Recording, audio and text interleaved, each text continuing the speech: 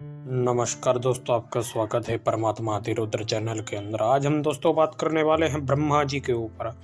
दोस्तों, बहुत लोग ब्रह्मा जी के ऊपर बहुत ही ज़्यादा, मैं क्या कहूँ उनके लिए, मैं तो अब तो शब्द ही निकलते हैं कुछ ना कुछ। मैं क्या कहूँ, ब्रह्मा जी के ऊपर बहुत ही ज़्यादा अफवाहें फैला रखी हैं।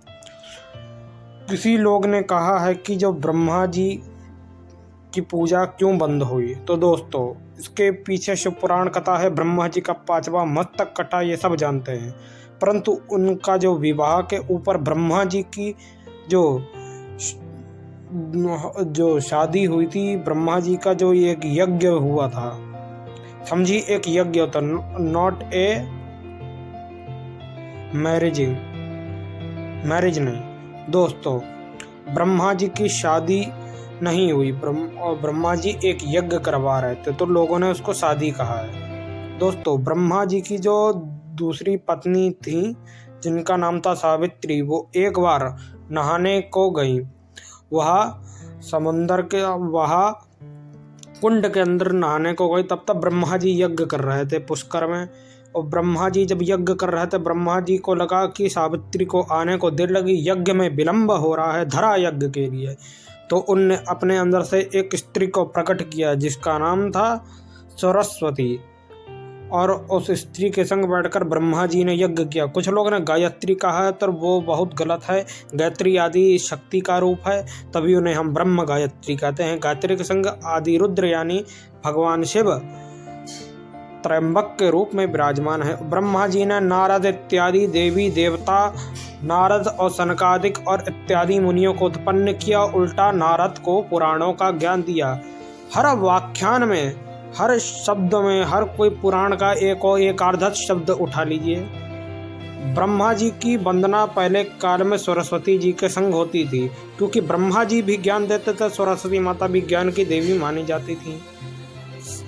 और बहुत लोग ने भयंकर विरोध करते हुए ब्रह्मा जी के ऊपर गलत सी भ्रांतियां फैला रखी हैं। ब्रह्मा जी की पूजा कलयुग में ही केवल बंद हुई है, परंतु और भी जो 3 युग है, ब्रह्मा जी की पूजा उसमें प्रारब्ध होती है, बराबर ब्रह्मा जी की पूजा होती है।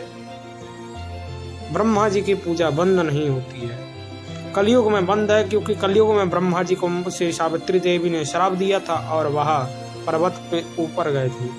अगर मैं एक और बात की भ्रांति का मैं खंडन करता हूँ, जैसे कुछ लोग कहते हैं ब्रह्मा जी की दाढ़ी है, ब्रह्मा जी वृद्ध हैं। कुछ लोग कथावाचक, नाना प्रकार के कथावाचक कहते हैं ब्रह्मा जी वृद्ध हैं, परंतु ब्रह्मा जी वृद्ध नहीं है। यही तो ब्रह्म पुराण भी कहती है, ब्रह्म वैवर्त पुराण भी कहती है, और अग्नि पुराण के अंदर भी ब्रह्मा जी का युवा स्वरूप है। अगर आपको जानना है तो आप मत्स्य पुराण से, या तो आप 18 पुराण पूरे पढ़िए।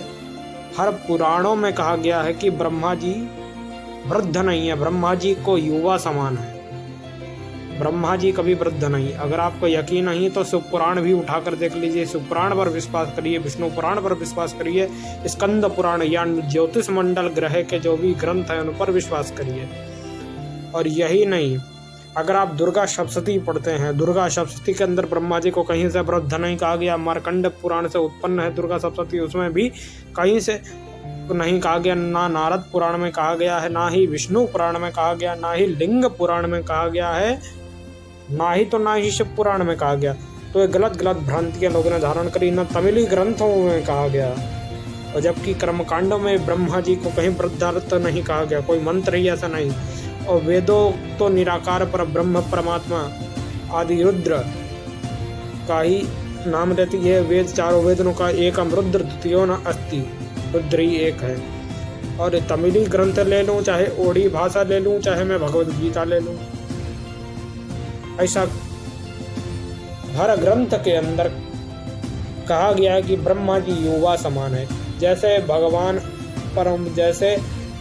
भगवान महेश्वर हैं और भगवान विष्णु हैं, आदि रुद्र हैं, आदि विष्णु हैं। चित्रगुप्त भी के बारे में भी चित्रगुप्त भी कहते हैं शिव पुराण के अंदर के ब्रह्मा जी युवा समान है।